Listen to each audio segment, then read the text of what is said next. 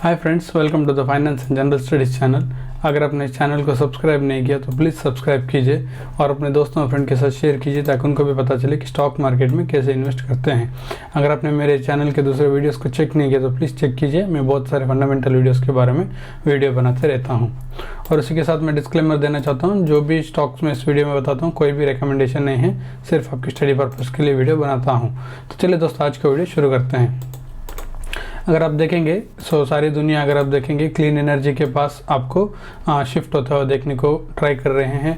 जब सारी दुनिया के मतलब देश के जब बड़े बड़े गवर्नमेंट्स अगर आप ऐसे डिसीजन ले रहे हैं कि हमको चाहिए क्लीन एनर्जी, हमको एनवायरनमेंट को ज़्यादा हार्म नहीं करना है, ज़्यादा से ज़्यादा कार्बन न्यूट्रल होना है, और इवन अगर आप देखेंगे सारे कंपनीज़ को गवर्नमेंट इंस्ट्रक्शन भी दे रहे हैं कि अपने कार्बन्स को कम करना है। और इंडिया ने तो ऑलरेडी ठान लिया कि अराउंड 2070 तक आने वाले 40-50 साल के अंदर इंडिया को मतलब ज़ीरो कार्बन कंट्री बनाना है करके हमारे प्राइम मिनिस्टर भी आपको बताते हुए देखने को मिल जाते हैं। सो अगर उसको ऐसा बर्न करना है तो हमको जो अभी कार्बन क्रिएट करने वाले जितने भी साधन हैं, जैसे फैक्ट्री हो, व्हीकल्स हो, या फिर आपके दूसरे आपको मिल जाते हैं जो आपको कार्बन एमिट करते हैं, वैसे वाले ईंधन को यूज़ करना हम लोगों को अभी स्टॉप करना पड़ेगा करके स्लोली इसको करेंगे। लेकिन इमीडिएटली नहीं होगा, लेकिन स्लोली एंड स्टडी आपको हो जाएगा।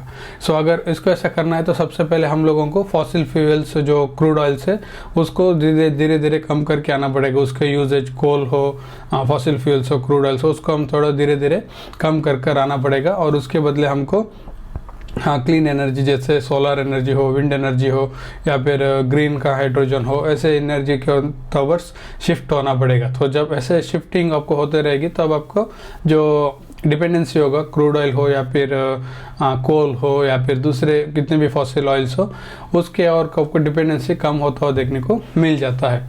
अगर ऐसे में अगर हम देखेंगे तो सबसे ज़्यादा अगर आप देखेंगे एक ऐसा सेक्टर है जैसे कि ऑयल सेक्टर। सो अगर आप ऑयल देखेंगे तो यहाँ से आपको ज़्यादा से ज़्यादा क्रूड ऑयल बाहर आते हुए देखने को मिल जाता है, जहाँ से आपको पेट्रोल, डीजल और उसके एक्सट्रैक्शन से आपको दूसरे ऑयल्स बनते हुए देखने को मिल जाते हैं। सो इन कंपनी का क्या होता है कि जैसे स्लोली एंड ग्रेजुअली जैसे पूरे देश या फिर दूसरे इकोनॉमिक्स भी है, मतलब बाहर के देश के भी जैसे स्लोली उनकी ओर से डिपेंडेंस हटाकर जब क्लीन एनर्जी की ओर जाएंगे, करना ही पड़ेगा, दूसरा कोई वे ही नहीं है, क्योंकि ग्लोबल वार्मिंग बढ़ रहा है, सी लेवल्स रेस होता हुआ देखने को मिल रहा है।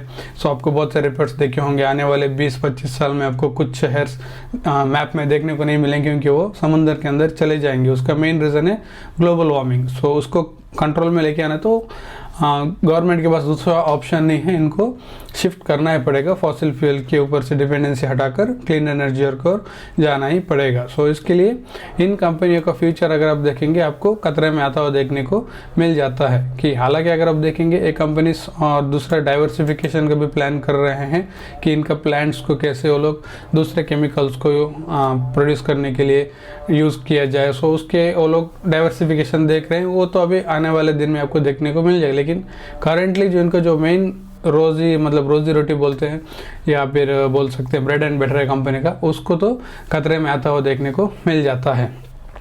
उनमें से अगर हम एक कंपनी अगर मैं देख लें आपके सामने लेके आऊँ, वो है दोस्तों BPCL। सो अगर आप देखेंगे BPCL इंडिया का सबसे बड़ा मतलब सेकंड नंबर पर आपको देखने को मिल जाता है, जो आपको ऑयल रिफाइनरीज के अंदर काम करती हुई देखने को मिल जाता है। सो अगर आप इस कंपनी के बारे में देखेंगे तो आप देख सकते हैं एक आपको इंडियन पब्लिक सेक्टर देखने को मिल जाता है, मतलब PSU कंपनी है। इसका ओनरशिप आप ministry of petroleum and natural gas, government of India के अंदर देखने को मिल जाता है। सो इनके पास तीन रिफाइनरीज देखने को मिल जाती है, एक बीना में, कोच्चि में और मुंबई में देखने को मिल जाता है। और इंडिया का second largest government own downstream oil producer देखने को मिल जाता है। मतलब आपको ऑयल बेसिकली आपको ऑयल कंपनी देखने को मिल जाता है इंडिया में, और इसके पेट्रोल पंप भी आपको हर जगह पर देखने को मिल जाते हैं। सो अगर आप देखेंगे BSE और NSE में दोनों में लिस्ट करते हुए देखने को मिल जाता है। एनर्जी आप देख सकते हैं, इंडस्ट्री देख सकते हैं, एनर्जी, ऑयल एंड गैस में देखने को मिल जाता है। सो इसके सब्सिडीज भी देख सकते हैं, इंद्रप्रस्था गैस लिमिटेड भी देखने को मिल जाता है। सो अगर मैं इसके बारे में अगर आप बात करूं तो आप लोगों को मालूम है, जो अगर आप देखेंगे इसका जो मेन बिजनेस है, जो ऑयल एंड रिफाइनरीज, वो आपको खतरे में आते हुए देखने को मिल जाता है। ऐसा नहीं कि इमीडिएटली हो जाएगा, लेकिन स्लोली एंड ग्रेजुअली हो जाएगा। अगर किसी को अगर इस स्टॉक में जाना है लॉन्ग टर्म के लिए, एक बात को आपको हमेशा कंसिडर करना पड़ेगा, आने वाले दिनों में इसके बिजनेस में आपको बहुत ही प्रॉब्लम देखने को मिल सकता है। जैसे स्लो एंड स्टडी जैसे शिफ्ट होना चाहेगा, तो आपको इस कंपनी के ऊपर आपको प्रेशर आता हुआ देखने को मिल सकता है। मैं आपको कोई भी रिकमेंडेशन नहीं दे रहा हूँ, बाई करना है, सेल करना है, होल्ड करना है, वो आपका खुद का डिसीजन होना चाहिए। मैं सिर्फ आपको एक जो नॉर्मल स्टडी जो चल रहा है उसके बारे में आपको बता रहा हूँ। सो अगर इस कंपनी का बैलेंस शीट देखेंगे तो आप देख सकते हैं बहुत ही स्ट्रॉन्ग बैलेंस शीट आपको देखने को मिल जाता है, क्योंकि पास्ट में कंपनियां बहुत ही अच्छी कमाती हुई देखने को मिल जाती है। रिजर्व देख सकते हैं हर साल बढ़ते हुए देखने को मिल जाता है। फिलहाल पर आपको 49,000 करोड़ का रिजर्व देखने को मिल जाता है। बोरोइंग्स आपको देखने को मिल जाता है 19,000 करोड़, बट ये गवर्नमेंट कंपनी से, सो इसमें अगर बोरोइंग्स है तो भी कोई आपको प्रॉब्लम देखने को नहीं मिल जाता है। 16,000 करोड़ का शॉर्ट टर्म बोरोइंग्स भी देखने को मिल जाता है। उसके बाद करंट एसेट्स अगर आप देखेंगे, so cash and cash equivalent देख सकते हैं 2,000 करोड़ का कैश एंड कैश इक्विवेलेंट से। ट्रेड रिसीवेबल्स आपको 6,700 करोड़ का ट्रेड रिसीवेबल्स देखने को मिल जाता है।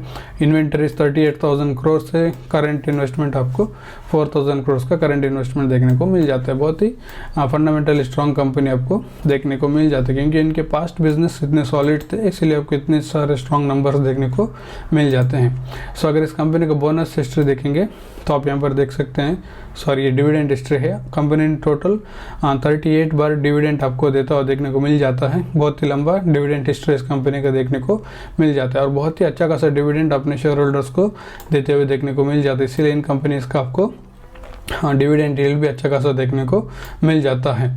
उसके बाद कंपनी का अगर आप बोनस हिस्ट्री देखेंगे तो आप देख सकते हैं कंपनी ने 1 2 3 4 5 बार कंपनी ने बोनस भी देता हुआ देखने को मिल जाता है।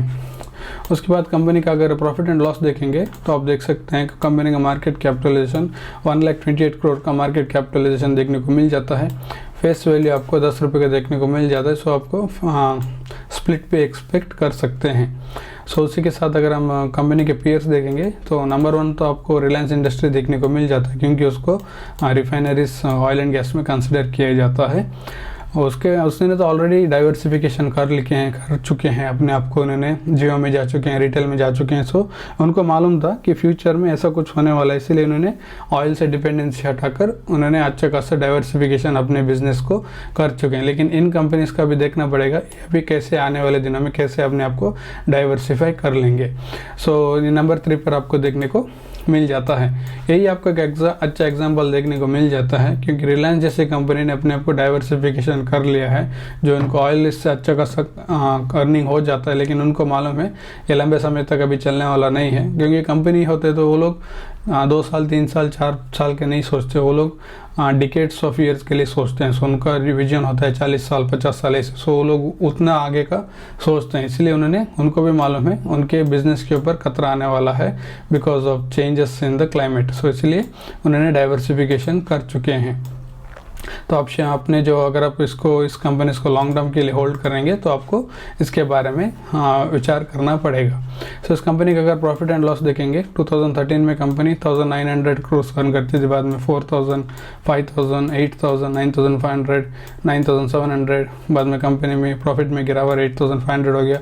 बाद में बहुत ही बड़ी गिरावट देखने को मिली, अराउंड 3,600 करोड़ का गिरावट आपको देखने को मिल जाता है। बाद में 17,000, बाद में 11,000, 2,000 करोड़ का प्रॉफिट, बाद में सीधा 28,000 करोड़ का प्रॉफिट आपको देखने को मिल जाता है। सो बहुत ही मतलब ऐसे प्रॉफिट जाता हुआ देखने को मिल जाता है। एक साल ऐसा जाता है, बाद में सीधा नीचे, बाद में ऐसा करके प्रॉफिट इस कंपनी का जाता हुआ देखने को मिल जाता है।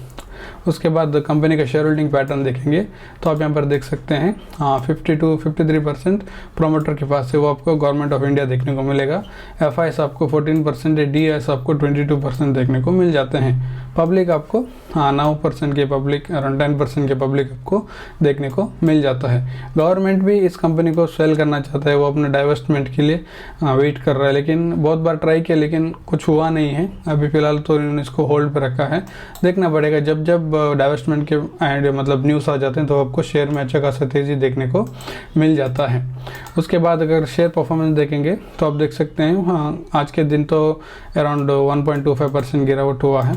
मैक्स चार्ट पैटर्न देखेंगे तो आपको एक ही रेंज में कंपनी घूमता हुआ देखने को मिल जाता था, तो आपको कुछ ज़्यादा कुछ अर्निंग नहीं दिया है कंपनी ने। उसके बाद फिलहाल 2013 या 14 के बाद थोड़ा आपको तेज़ी देखने को मिली कंपनी में, बाद में फिर से अभी 17 तक भागा, बाद में फिर से अभी एक ही रेंज में कंसोलिडेट करके अभी ब्रेकआउट होकर ऊपर जाता हुआ देखने को मिल जाता है। 5 साल में अगर आप देखेंगे 63% का रिटर्न बना के दिया है।